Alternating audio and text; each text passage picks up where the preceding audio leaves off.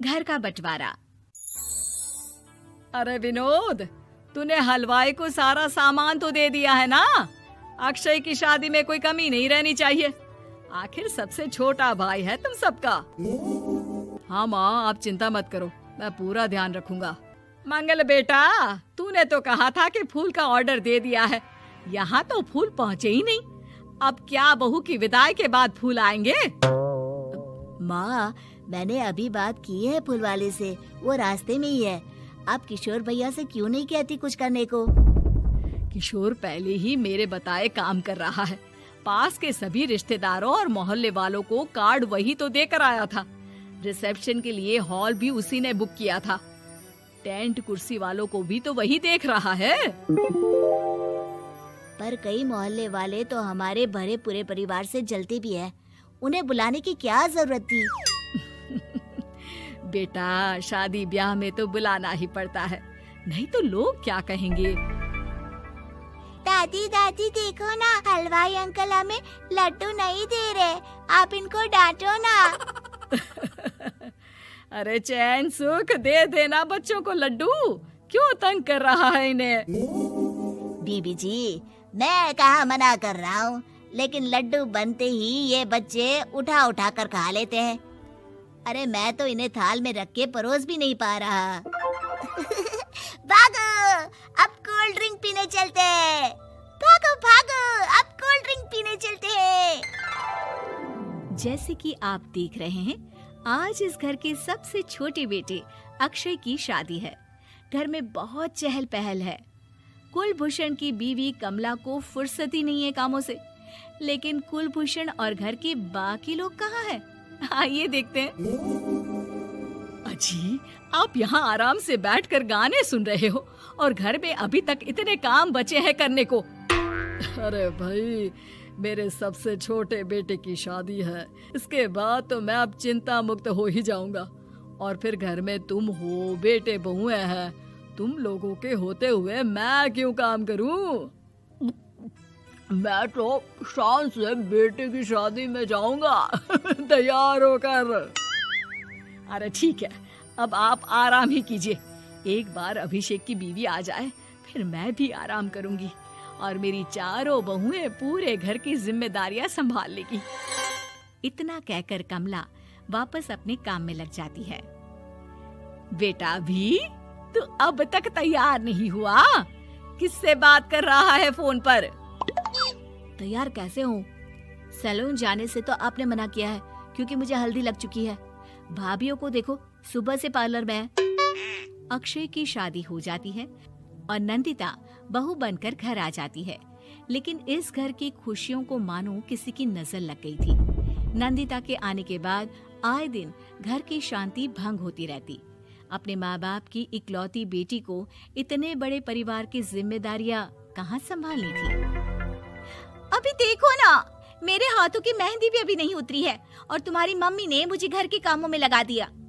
मैंने सोचा था कि घर की सबसे छोटी बहू होने के कारण मुझे सब पलकों पर बिठा के रखेंगे, पर यहाँ तो पलक झपकने की भी फुर्सत नहीं मिलती। देखो नंदू, शादी के पहले ही मेरे घर वालों ने तुम्हें और तुम्हारे पेरेंट्स को बता दिया था कि मैं जॉइंट फैमिली में रहता हूँ, तो फिर अब ये शिकायत क्यों? और फिर तुमसे पहले मेरी भाभी भी तो आई थी शादी करके, उन्होंने तो कभी कुछ नहीं कहा। नंदिता तब तो चुप हो जाती है, लेकिन ऐसा बहुत दिनों तक नहीं चलता।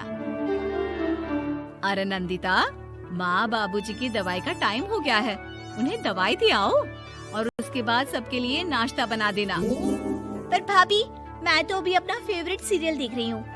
प्लीज मेरी जगह आप कर लो ना ये काम।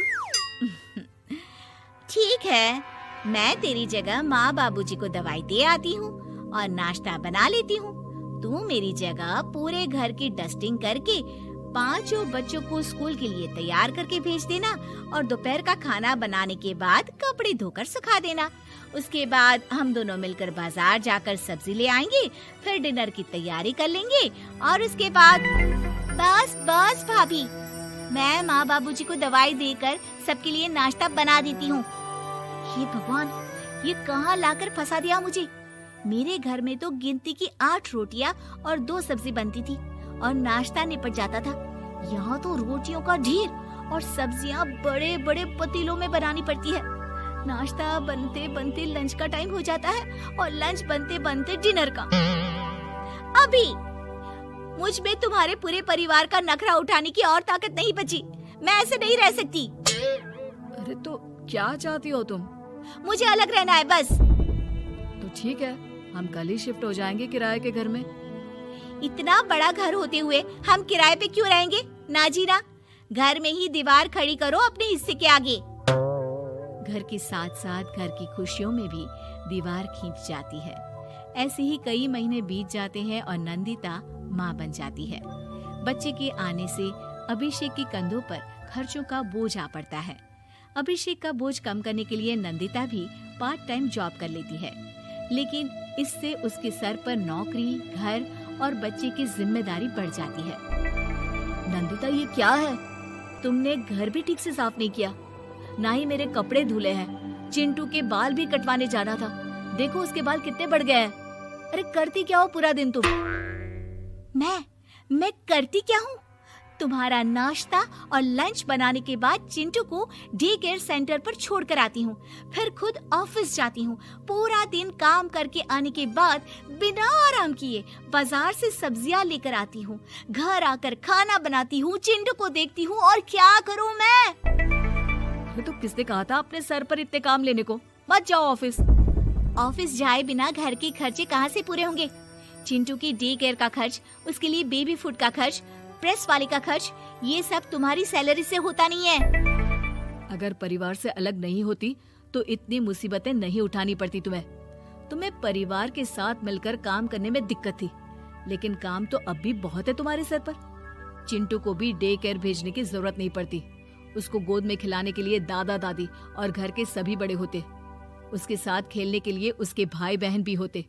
मेरे तीनों बड़े भाइयों के बच्चे भी बड़े हुए हैं, लेकिन बिना महंगा बेबी फूड खाए, क्योंकि मेरी माँ और भाभियाँ बहुत अच्छे से जानती है कि बच्चे को क्या खिलाना चाहिए।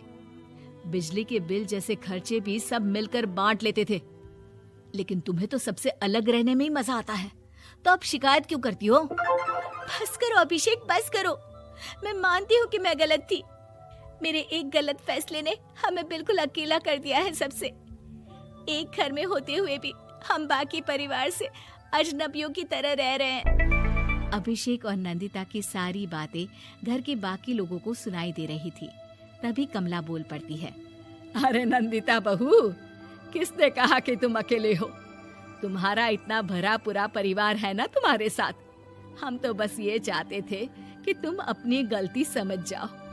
अगर हम तुम्हें समझाते तो शायद तुम ना समझती, लेकिन अपनी गलती का एहसास तुम्हें खुद हो गया है, तो अब तुम समझ चुकी हो परिवार में एक साथ रहने का मोल क्या होता है। मम्मी जी, मुझे माफ कर दीजिए, अब ऐसा दोबारा कभी नहीं होगा।